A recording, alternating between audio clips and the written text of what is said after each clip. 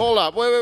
Is this right? Is that a Harith? Yep. About to be flanked by a folks. You won't believe this. This is the first time I've seen this here in a while in first phase, like prio pick. It's about to come up. It's an Eve. Ooh. There it is. Harith and Eve. I want to ask you the question because when I was in MPL Indonesia, there was this big talk about like Eve players. Eve. Rins was on the lower side of that spectrum. Yes. Has that changed? It has changed. The way that he's been able to utilize the RWM, utilize the hero as well, it has really changed in the way where he can control his flicker now. Like in the previously, Rins is just known as the flicker guy. He would flicker forward on Farsa, he would flicker forward on Yves. It would work on Jutsin and Valentina, but yeah, it's kind of tough to pull off on the Yves Farsas. But in MPLID, and I think in the previous game we watched as well, I forgot if it was yesterday, up against Onyx, they were able to utilize the Eve really well to create that box to play around the neutral objectives. And this so far is going the exact same way that we saw the Onyx draft go. RRQ have gone for the same template here. Eve, Harith, Haya up against Team Falcons, Suyo, Jawhead, Cecilia, and that Onyx template that we saw yesterday. Exactly, and it fell into the exact same pattern too. I mean, the heart, I feel like in Kescute's mind, it's like, yes, this could be a pattern, but if we're talking about individual synergies, at least the RWM means that you're not going to get punished too hard by the Jawhead, assuming things are relatively even, especially around neutral objectives. But if we're talking about the ban so far, we're seeing that the Lucas ban coming in from Team Falcons could have potentially caused the initial disruption in the first place. The Kalia ban even coming in from RRQ Hoshi. But as we go into the second phase of the ban, I see that the Moskov instantly gone. So where does this put Marco? There is no Granger either. You want to go Irithel here? You wanna pick up a Beatrix? You played a Beatrix. I think at this point they might just go for the Claude for Super Marco, right? I think RRQ have their sights set on the Claude ban as well, maybe. Another hero that can blink. Again, doing really well against the Harith, but with the blink, you also get away from the real-world inflation easier. Also, technically, against the Hayabusa, it is a way to get away from the Shadow Kill. Also notice that, you know, Matilda not touched at all in the bans. Neither of these teams even wanted to dabble in it. They're like, Matilda is a liability. Okay, Bruno, by the way, is the choice for RRQ. Set to ban out the Bruno. Team Falcons. Final ban. Do they take out a glue? They could take out the glue. They already have the Sicilian, so no Ferrum is possible for them. The glue would disrupt a lot. Again, against the Jawhead, against the Suyo, if he's able to split and just buy that time, bait out those ejectors, it's going to be tough. I guess, but does this mean that they're trying to set up something for Dyron here? Go in for potentially, you know, EXP support flex, or just show what your support is going to be, and then wait for Team Falcons to show everything before they decide. I don't know. Red 4 seems to be pretty flex. Like you pick something like a Hylos, still out there. Badam. You pick a Badam, pick a Gadot. They're all out there. Glue even? Yeah. Yep, glue is still open. A lot of different options here. I feel like Glue would be the only kind of like to be first shown here on Red 4 would make a lot of sense because again, you've already shown your mid laners. For RRQ, I like the Badang more. We've seen RRQ utilize the Badang so much in Season 15, so much in SPS as well, in the Mobile Masters. Mainly for Dyron though, so that technically stops the flex. Not entirely because we have seen Edok play the Badang, just not a lot. So most likely this is going to be a Dyron pick. But that's exactly what we wanted to see, right? Either they go for like, oh, if we have to show a dedicated EXP, it was probably going to be Glue. If not, we go for that flex phase, kind of keep it up in the air to give Dyron that good matchup. Because keep in mind, Team Falcons have already gotten rid of the go-to Hilda on top of the Tigreal. Essa. I'm thinking that Claude came through. So yeah, no. How do you know? The Eve becomes an interesting compromise. So you need to protect one of your cores at least. And of course, the aforementioned Hylos could be good to, again, fight the zoning potential of RRQ. So those should be solid pickups here for Falcons. What does that leave RRQ Hoshi with? Oh boy, interesting. Hylos comes in, their composition... CC. So they just want to straight up just win Dyron's lane. They want him to have that pressure with kill threat rather than just split push. I think this kind of works out, right? Because if Team Falcons make a mistake, RRQ can technically start running them down, and if things go bad, you still have Badang at the end of the day. With that being said, though, that means the draft is going to come to its conclusion here. Team Falcons on the blue side, facing up against RRQ Hoshi on the red side. Remember, this is a stream. Show your support in the chat and on other streams here at Mobile Masters, as I'm passing the mic on over to both Leo and Mirko to take care of you guys in-game. The race for top seed in this group has come to a climax. Ladies and gentlemen, experience the best of 3 with us. And in just a few moments, we'll be landing into the battlefield as we watch glorious combat between Team Falcons and RRQ Hoshi. Mirko, I'll be honest with you. I don't know how to read RRQ's draft. Yeah. I know they're very good. I know that at the end of the day, mobility is one of their key strengths. We've seen them engage, re-engage, but here, it looks like they're going to live and die on zoning. It's all about zoning. It's all about poking as well, right before they get into that big team fight. So they have the poke through the CC, the Eve Edok, already at the start, actually going to be able to reset the purple buff just a bit to get him a bit low, forcing the purple. But now, whoa, Kyle Teasy decided to go back in. So again, Sutsujin able to steal it away up against the Jawhead. Oh. That's what we were talking about unique. He's so unique. Only he saw that angle. Ogwin didn't know what was up until it was too late. That is irreparable damage. Well played. Really well played. Again, it's the preparation, Leo, that we were talking about. It's prep time. The prep of Mr. Bruce Cascute Wayne. Yep, he said, yo, we might not win fights up front, given how good Team Falcons draft might come through. Go for the buff. Uh-oh, mid lane, again, few. Maybe take it very low. Blade Surge coming out. Rins flickering out to safety. But Kyle Teasy still able to pick up first blood ejector flicker from Ogwen. Irreparable might not be the keyword. Instead, vengeance is the key. Team Falcons answering back with violence of a different brand. 2 for none, punishing that orange buff steal. You know what, Mirko? I'd call it quits here. This is equal. If anything, slightly benefiting the Falcons. Yeah, definitely benefiting the Falcons, I feel. Kyle Teasy getting a kill and an assist is so good for the early game. We already know how impressive the Suyo Jawhead combination can be.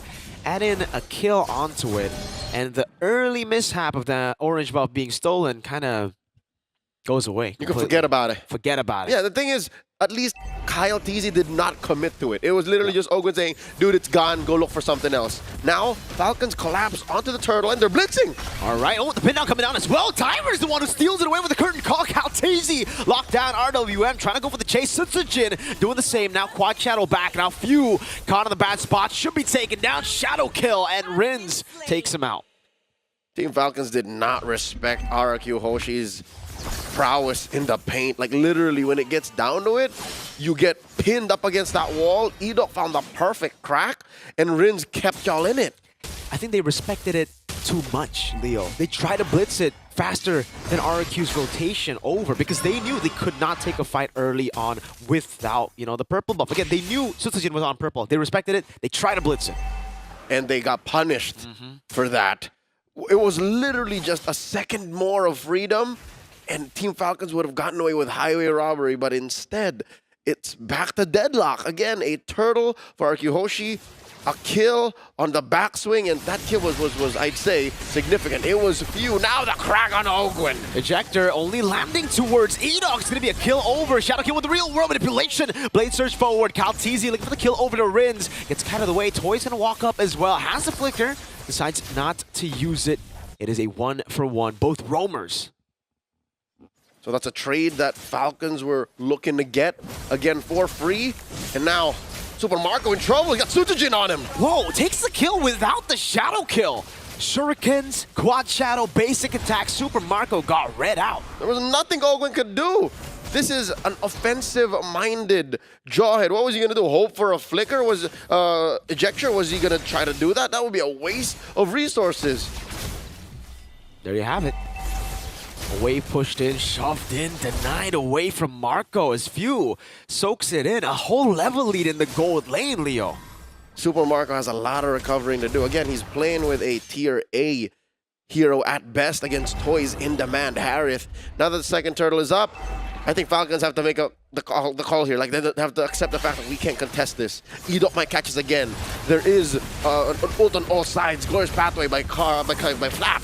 Okay, unstoppable force as well, but the real world ablation together with the fist crack was used on Kyle. Still Few securing the turtle. Flap Teasy walking up against that RWM, and they will disengage, just getting that turtle. But take a look at the top lane. Smart missiles. Ogwen not gonna go for the ejector. Dyron though will get a trade in the bottom lane. Full turret plate.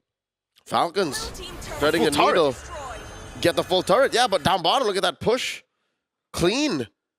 All right, so it seems like RRQ Hoshi calculated that. Yeah. They seem to have just said, yeah, take the turtle, but we'll get the permanent resource. Beautifully done. Now, further in the lead. It was an 800 gold lead earlier. Now it's 15. 1,000. And it's because V-Dog always able to find these picks. Phew! Lockdown, pin down, force to flicker out. Good resource burnt out here as Z-Dog gets poked a bit, but it's A-OK as in top lane. Toy, again, is just pulling from Marco. Glorious Pathway used up. Ogwen unable to go for that pick. Maybe overkill to ensure the disengage. Kyle TZ walks to a brush here. Spots Sutsujin. Good damage. Very good patience on the Blade Surge too. Sutsujin was waiting for that to come out. Walks up, steals the Lethal Wanderer, and goes back to his jungle. That was worth it. Very efficient in their movements. The unique jungler in Sutsujin. Hey. Almost a solo. Super Marco needing FlapTZ to help him out up top. Now, still a 1 level lead, but a free turret over to RRQ. Dear God, Falcons are out their breath here. RRQ Hoshi are just taking it slow, picking off the fights that they can for free. And now the Falcons has to double guess everything. They have to think twice. And those nanoseconds of hesitation result in major changes in the map. Turtle's definitely going to be in prio for RRQ at this No point, doubt. right?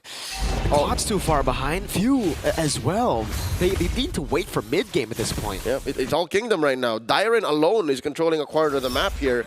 1,000 and change up on FlapTZ. FlapTZ is on babysitting mode right now, concealed by Edok. Okay, Ejector coming down as well. Dyron going to be placed back with the RWM and the fist crack in the back. Locks them down. Kyle and Flap, the double TZ combo has just been annihilated.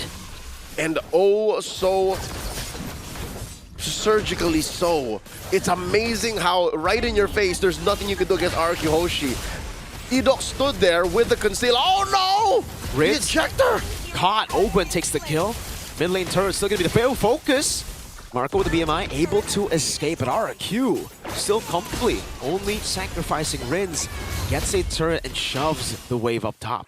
This is what I'm saying. They are inevitable. Slowly but surely, there's nothing you can do. And RRQ Hoshi says, we want this, we go and gets it, and there's very little you can do to stop us. Oh, in the back, Few going to be targeted down with the shadow kill too. Almost placed down on him completely. Has a flicker to get out. Now Kyle bursted down by Dyron on that curtain call. Flap next on the chopping block. Getting locked. Still able to survive, and now the orange buff will be free for the taking for Sutsujin. Nope, and all Flap and Ogwen could do is say, Kyle, it's gone, it's too late. Oh, yet another. This time FlapTZ is going to be the one taken down by the Mercenary. That's Sutsujin. Again, a unique approach to a slow and steady pillaging and routing of Team Falcons. Mirko, I'm hoping that somewhere, somehow, Falcons have an exit plan here. What is Marco thinking right now? Because there's nothing he can do in his lane. He's scavenging farm, going from top to bottom. We never even saw him double lane. That's how bad it is for this Claude. When he tried, he got killed by Sutsujin, right? It's really tough. But despite that, Leo, it's impressive how he's been able to keep up with Toy. He's only 600 gold behind. That's ridiculous. Contra blessings if you're a member of the Nest. Fans of Falcons, green Falcons all around the world. Green Falcon. Your team right now is struggling at the hands of the Kingdom. You know how scary it was when they were up with just, what, 2,000? It looked like Dyron was bursting down Kyle. That is a DOT hero. CC bursting X down should never happen. Like, that's not how CCs are built. It's how CC's Dyron is built. I'll say it that way. Just him. Because Dyron has been able to pop off on these picks again. Dyron walks up. Ogwen not able to get that ejector down. Did he not pop it, or did Dyron just jump over him? It looks like Ogwen has to find the re-engage. This is not safe at all for Team Falcons. They don't know where Edok is. Edok, for the past 9 minutes, has always been catching Falcons sleeping. Wow. And because of that alone, the threat of the unknown leads to a retreat. Free Lord for RRQ. Forced errors across the board for the Kingdom. It's the systematic playstyle comboed in with how they're able to fight in these chaotic skirmishes that ends up working so well for them. Again, that was a free lore. Dyron gets a free turret. It's been free It's sinister, Mirko. It's what's best for business, and they collapse on the flap. Uh-oh. You don't want to go all in just yet, though. Not onto flap. Oh, no. Oh, Gwen. Caught in the bad spot. Does have his flicker. RRQ definitely want to try to burn it out before the Lord comes in. But even then, Conceal gone. Defensive conceal. This is dire for Team Falcons. RRQ Hoshi, the evil and deceptive movements that they have on the map. Ill intentions to Team Falcons. You know what they're doing? They're presenting problems and giving Team Falcons just one solution. Just backing off. Well, you see the siege already from Tyrant. He's not only just bursting these heroes, he's bursting the turret as well. Edog! Into the back, finding the Fist Crack, but now it's going to be Sutsujin in the back as well with the Shadow Kill Super Marco. Take it low and a bounce it out. Did he just get flapped on the Quad Shadow? In the base, too. RRQ Hoshi have cracked bottom, they cracked through mid, and they're not done. There's just 3 defenders left for Team Falcons. Kyle Teasy desperately trying to hold on. Now it's Toy. What is the Bond Force? Over to Super Marco. Gets stunned up, but now it's Kyle gets punished for it. Toy falls to the bad impact, but it's another hero taken down. Marco going for the chase over to Sutsujin. Shadow kill! BMI to get him out of it. Even there, it's Sutsujin with the win, taking the orange buff away. Rins. No. Okay. That's how you spell doom for Team Falcons. S-U-T-S-U-J-I-N. Of all the things that could have happened, the best way to clap back for Team Falcons, they could have shut down Sutsujin, gotten a little bit of coin. No. RRQ Hoshi says no. It's Toy who goes out and didn't even have a streak. That's how difficult it is for Team Falcons right now to bounce back, and all they have to show for it is just one last inhibitor. Flap TZ backs off. Dyron, here comes the real world. Uh-oh, coming down again, it's Tyron, who's shredding everyone. Another one for Enox. He punches Kyle Teasy in the face. Now, it's just Few and Ogwen left to defend. A whole wave coming down in the mid lane and the bottom. They got 2 waves. They have to think of ways to support this. An almost impossible defense. Few trying to escape, trying to defend, but with too many waves, RRQ make quick work of the Falcons. GG, well played. RRQ take the first game in this best of 3 series against Team Falcons PH.